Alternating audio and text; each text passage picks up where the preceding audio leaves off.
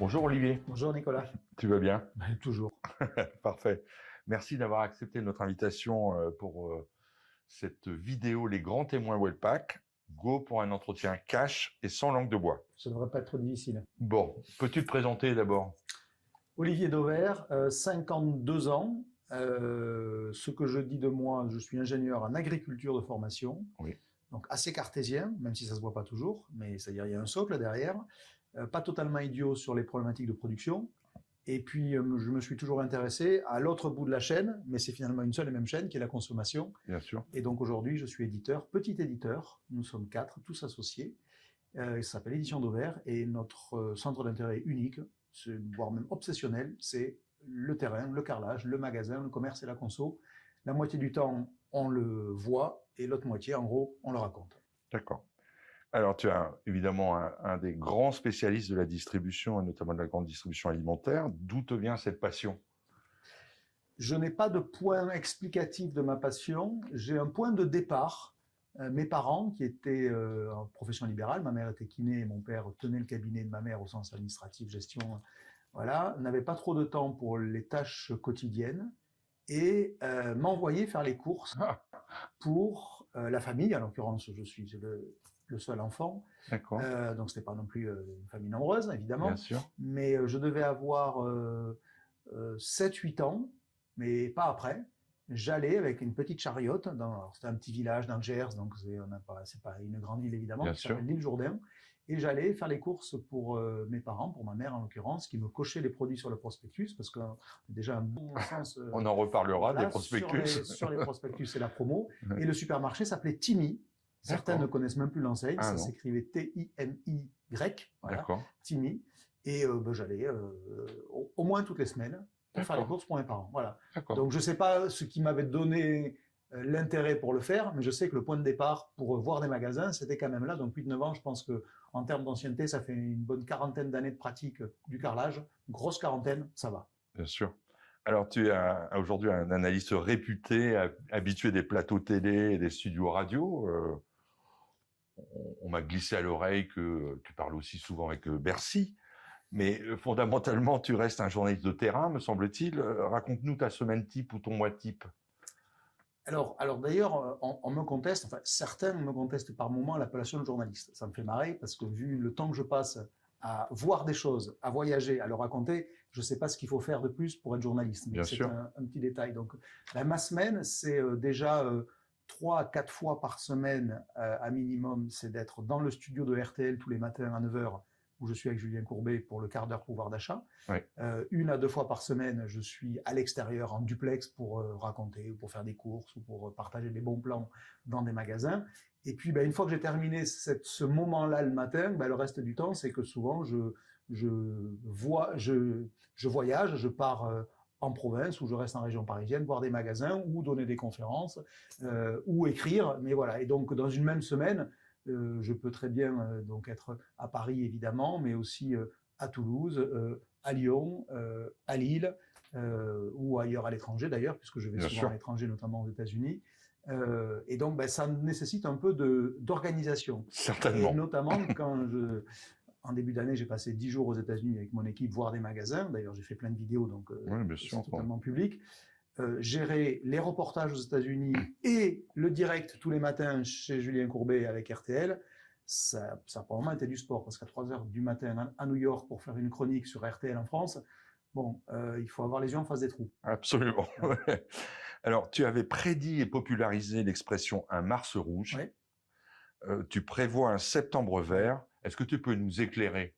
Oui, alors déjà, c'est pas Nostradamus ou c'est pas Madame Irma. Absolument. C'est de l'analytique. Ouais. Et d'ailleurs, c'est assez marrant parce que là encore, on me l'a reproché, Mars rouge. Oui, les faits sont quand même têtus. On n'a jamais connu, un mois aussi inflationniste de toute l'histoire de la consommation que celui de mars 2023. Donc, s'il est pas rouge, je sais pas ce qu'il est. Alors, il est peut-être orange foncé ou noir clair. On peut discuter. Mais c'est assez marrant de voir comme dans notre métier, petit aparté, dès lors qu'on a des positions tranchées, il y a toujours quelques esprits un peu chafouins qui cherchent la nuance par principe parce que l'un a eu une position tranchée et accessoirement c'est mouillé. Je dis pas que je gagne à chaque fois, Bien mais je sûr. dis qu'à chaque fois que je prends une position, c'est parce qu'elle est réfléchie. Bien Il n'y a sûr. pas le principe de dire je pense que donc ça va se faire. Non, donc Mars rouge, c'était juste le fait que les planètes s'alignaient pour que à ce moment-là, la répercussion des hausses de prix soit maximale et concentrée sur un laps de temps très court.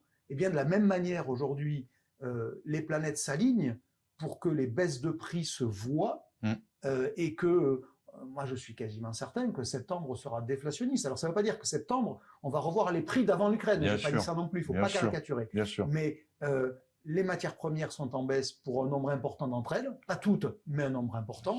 L'énergie n'est plus aussi haute qu'elle était. Et puis ensuite, vous avez un phénomène qui est assez banal, mais qu'il faut quand même entendre, c'est que les marques sont pragmatiques et confrontées à une baisse des volumes, elles vont finir par comprendre, même là si elles y vont en reculant, que de toute façon, elles n'ont pas d'autre choix que de renégocier et de rebaisser leurs prix. Parce que sinon, elles tiendront leur marge en taux, mais comme elles n'auront plus le volume, elles ne l'auront pas en masse. Et là, je ne suis pas plus intelligent que la moyenne, je suis juste plein de bon sens. Et nécessité finit toujours par faire loi. Et donc, même ceux qui ne veulent pas renégocier, de toute façon, ils le feront. Alors après, c'est de la posture, peut-être par rapport à leurs actionnaires, mais dans les faits, bien sûr qu'on est au pic de l'inflation et que désormais, on ne peut que redescendre. En moyenne, il y aura toujours des exceptions, mais on le voit déjà. Il y a Aldi, Lidl, Carrefour ont déjà lancé des baisses de prix sur leurs marques de distributeurs. Donc, et d'ailleurs, même je vais jusqu'à dire aujourd'hui qu'il ne faut plus parler de prix bloqués. Parce que c'est presque contre-productif. Quand le mot ambiant va être celui de baisse, celui qui parle de prix bloqué, qu'est-ce qu'il dit? Ben, qu'il ne baisse pas. Bien sûr. Voilà. Donc oui, septembre sera vert, bien sûr. Alors, ton opinion ou ton avis sur les annonces d'abandon de prospectus en boîte aux lettres ou de décroissance, selon les réseaux?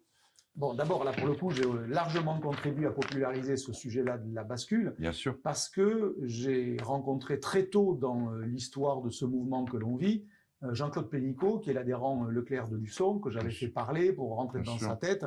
Et que nous avions été aussi rencontrés à Luçon. Hein, bien sûr, parce que beaucoup de gens ont fait le pèlerinage bien sûr. de Luçon en Vendée, parce que ça permettait de rentrer dans la tête de quelqu'un qui avait compris les deux phénomènes qui se superposaient. Le premier phénomène, c'est une forme d'incarnation, peut-être à tort, mais c'est ainsi, du prospectus, comme étant le stigmate de ce qu'on ne veut plus. À tort ou à raison, parce que moi qui suis un éditeur, la recyclabilité du papier, son bilan écolo, etc., j'en suis pas un procureur par principe. Il ne faut pas me faire penser ce que je ne pense pas. Donc, mais il se trouve que le papier, il l'incarne, mais probablement par les excès qu'il y avait eu quand vous ouvrez votre boîte aux lettres et qu'il y a ça de prospectus, dont vous savez qu'il n'y en a que ça qui vous intéresse, eh bien ça incarne cette idée de gaspillage, même si le papier est recyclé. Donc il y avait cette idée que le prospectus va être désigné, va incarner, va représenter ce qu'on ne veut plus. Bon, premièrement. Deuxièmement, il y avait le fait que les planètes, là aussi, elles s'alignaient du mauvais côté, avec la hausse de la diffusion, la hausse du coût du prospectus, qui fait que dans le même temps que vous avez des modèles économiques de la distrib qui se tendent comme jamais, que vous avez une structure de coûts qui s'alourdit sur les prospectus, vous dites, mais est-ce que c'est pas le bon moment pour? Et donc, en fait, vous avez une conjonction de deux phénomènes qui aboutissaient à la même conclusion. Voilà pourquoi, là encore, depuis très longtemps, je pronostique, et je peux me tromper, hein, mais à un moment donné, il faut accepter de prendre des paris et de les argumenter. Je pronostique cette bascule. Et là aussi, il y a quelques esprits qui pensent l'inverse. Je pense à Dominique Schelcher, dont je respecte évidemment l'avis. Bien sûr, un système U. Voilà, mais je pense que là-dessus, il y a une erreur d'analyse. Parce que de toute façon, ce mouvement, il est là. Donc, vouloir le freiner, alors sauf si c'est une posture de com, auquel cas je comprends ce qu'il veut faire. Bien sûr. Très bien.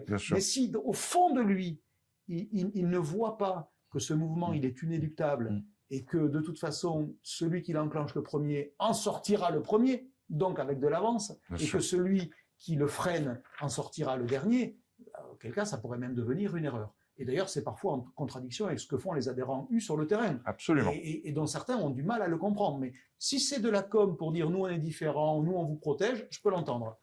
Si U croit vraiment au fait que le prospectus a un avenir, là je m'inquiète un peu. D'accord. Et le consommateur dans tout ça, parce qu'on a parlé des industriels, on a parlé des distributeurs. Alors, chez Wellpack, modestement, nous pensons qu'il aura toujours besoin, le consommateur, d'une information claire à l'échelle locale sur les promos du moment. C'est quoi ton avis? Bon, qu'il y ait une promophilie en France très élevée, il n'y a aucun doute. quand on parle de la transition digitale, de la promo, du prospectus à autre chose, on ne condamne pas le principe de la promo. Bien sûr. On parle bien de son média. Oui. Il faut bien dissocier les deux. Que la promophilie soit au plus haut et qu'elle progresse, la réponse, elle est oui. Du coup, que ça induise une promo-dépendance des enseignes, c'est une évidence aussi. Donc, personne ne peut débrancher la promo. Là, pour le coup, ça serait une bêtise sans nom. Bon. Mais pour autant, l'expérimentation WePub, elle nous a montré que le consommateur, sa relation avec le média, et non pas avec l'objet, qui est la promo, eh bien, elle était quand même assez fragile. Parce que dans ma lubie qui est de ne parler que de ce que je vois, les expérimentations WePub démarraient, que j'étais déjà sur le terrain, à compter des boîtes. De se dire, ce mec-là, il est un peu frappé d'aller compter des boîtes. Oui, mais je l'ai fait. Et puis quand j'en ai parlé, j'étais pas comme beaucoup qui en ont parlé en lisant des études d'intention, tout ça. Moi, j'avais vu qu'à Bordeaux, qu'à Libourne, que dans le sud-est, dans la Drôme, etc., ben, que finalement, le consommateur, j'ai Nancy, tiens aussi en tête. Bien sûr. Quand on se balade dans Nancy et que sur les 100 premières boîtes qu'on regarde, on fait comme les dépouillements des élections. Sur les 100 premières boîtes, déjà, on a une bonne tendance. Quand sur les 100 premières boîtes, vous en avez 4, 5 ou 6 qui ont un autocollant WePub, vous dites, ah oui, quand même. Bon, alors évidemment, on était au tout début, ça a monté. Et effectivement, parce que certains avaient intérêt à ce que ça monte. Mais qu'on me cite des chiffres qui démontrent qu'une majorité de consommateurs veulent des prospectus. Et bien, ces chiffres-là, on ne les a pas. Donc, tant qu'on est, et dans certaines zones, on est encore très, très en deçà de la moitié, donc de la majorité, eh ben, malgré tout, ça s'appelle la démocratie aussi pour ça. Bien sûr. Le conso, le client, le citoyen, il est en train de dire, bah ouais, la promo, j'aime bien, mais en fait, le prospectus n'est pas indispensable. On peut le regretter pour ceux qui en vivent, parce que je vois très bien en plus la dimension sociale sur les imprimeurs et sur les diffuseurs. J'ai pas de problème avec ça. La filière, bien sûr. Il y a une dimension sociale. Énormément de collaborateurs. Il y a une dimension sociale qui est même sociétale parce que c'est l'accès à des boulots peu qualifiés, donc c'est super utile. Donc ça, je le vois totalement. Et c'est pas parce qu'il y a ça qu'on doit ne pas voir le fait que le conso, il est en train de choisir et il se dit et donc du coup, il n'y a plus de modèle économique digne de ce nom pour diffuser des prospectus dès lors qu'il n'y a qu'une boîte sur deux au mieux qui veut du prospectus. Ça veut dire qu'on paye les diffuseurs à se promener la moitié du temps. Ben, ça va finir par faire cher. Alors, ça m'amène la question suivante, puisque tu observes et tu analyses la grande distribution depuis de nombreuses années. Est-ce que tu vois émerger une nouvelle génération de distributeurs, que ce soit dans les réseaux intégrés ou indépendants? Bon, deux constats. Pour rebondir déjà sur le mot intégré indépendant, nous sommes dans l'époque du triomphe des indépendants, tout simplement parce que les temps sont durs, commerciaux, et quand les temps sont durs, il y a une prime à celui qui est plus impliqué. Et quoi qu'on fasse chez les intégrés, un indépendant sera toujours plus impliqué. Parce que c'est sa boîte, c'est sa vie, c'est son patrimoine, c'est sa destinée. Bien sûr. Et c'est valable dans toute l'économie. Moi, je me l'applique matin, midi et soir. Bien sûr. Mes concurrents, ils travaillent pas pour eux. Ils peuvent être super engagés, j'ai pas de compte, j'ai pas de problème avec ça, pour leur bannière, pour leur marque. Ouais, mais d'abord, moi, j'ai du temps, parce que ça sera le jour de mon dernier souffle que je me retournerai en me demandant si j'ai bien travaillé ou pas. Un indépendant Leclerc, c'est la même chose, ou un Intermarché ou un U. C'est le travail d'une vie, et donc, avec toujours la capacité, le moment venu, à faire un peu plus d'efforts, de regarder le temps un peu plus long pour prendre une décision, qui en général ne fait pas prendre la même décision que quand on regarde les choses à court terme. Et donc, on est dans l'époque du triomphe des indépendants, tout simplement parce que les temps sont durs, et c'est quand les temps sont durs que l'effort additionnel paye plus rapidement. Rappelons que les trois indépendants, Leclerc, Intermarché et U, pèsent 50%. Oui, ils ont dépassé les 50% de part de marché depuis un an ou deux. Il y a 13 ans, je crois que le chiffre 13 ou 14 ans, ils avaient dépassé 40. Ça veut dire qu'en 13 ou 14 ans, ils ont grappillé ce qui est énorme, 10% de part de marché. On rappelle quand même que le point de marché, c'est 1,2 milliard, 1,3 milliard. C'est pas anodin. Voilà. Voilà. Donc ça, à la limite, c'est le premier phénomène. Le second, c'est la segmentation, la fragmentation de la consommation. On voit bien aujourd'hui l'émergence de formes de vente de plus en plus spécialisées. Et de fait, les généralistes, non seulement les temps sont durs pour eux, mais leur gâteau a plutôt tendance à se rétrécir. Parce qu'on ne consomme pas plus qu'avant en alimentaire. On ne va pas faire 4 repas par jour, parce qu'un grand frais, un fraîche, 3 artisans et une autre surface spécialisée sont venus s'implanter dans ma ville.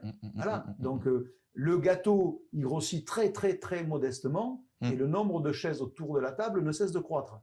Donc, et ces chaises-là, à chaque fois, c'est plutôt des enseignes spécialisées. Bien sûr. C'est Grand Frais. Bien sûr, voilà. bien sûr. Et Grand Frais, il a une particularité, c'est que comme il est spécialiste, en apparence, il porte en plus un premium de valeur. Ouais. Pour le dire très simplement, on imagine des pommes golden vendues à 1 euro chez Grand Frais, à 1 euro dans le Carrefour qui est en face, ou dans le Leclerc qui est en face. Bien sûr. Où est-ce que les pommes ont le plus de valeur? Chez Grand Frais, parce qu'il est spécialiste. C'est très clair. Il n'est pas totalement con, il ne les vend pas à 1 euro, il les vend à 1,20 €, et il y a encore des consommateurs qui trouvent que ça le vaut. C'est très clair.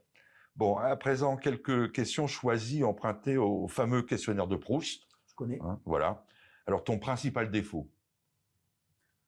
Mes fringues. Oh, Non, certains considèrent que c'est pas joli. Je ne souscris pas à cet avis. Moi, je trouve que c'est joli. Donc, dans ces cas-là, ça devient l'entêtement à vouloir m'habiller comme ça. Mais là aussi, j'en ai rien à carrer de la vie. Voilà, j'assume tout. Ton état d'esprit actuel?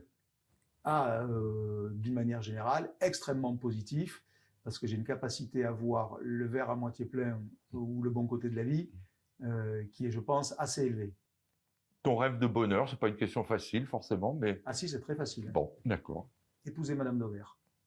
Bravo. Je l'appelle Madame Dauvert, parce que pour que tout le monde comprenne que c'est voilà. Et si voilà, c'est ça. Bon, on te souhaite le meilleur. Il n'y a rien de mieux. J'arrêterai mon travail pour ça, alors que Dieu sait que je suis passionné par mon travail. Effectivement, Ouais. Effectivement. Ta devise favorite, si tu en as une? Oui, ouais. L'oisiveté est la mère de tous les vices. C'est mon arrière-grand-mère qui disait ça. Et je vous prie de croire que quand elle disait ça, ça filait droit. L'oisiveté est la mère de tous les vices. Formule connue, mais surtout des anciennes générations, effectivement, mais qu'on peut appliquer tout à fait en 2023. Moins on est oisif, moins on fait de conneries. Bon, écoute, merci Olivier, toujours de ce ton très franc, de ces analyses très, très fouillées, et je te dis à très bientôt. Merci.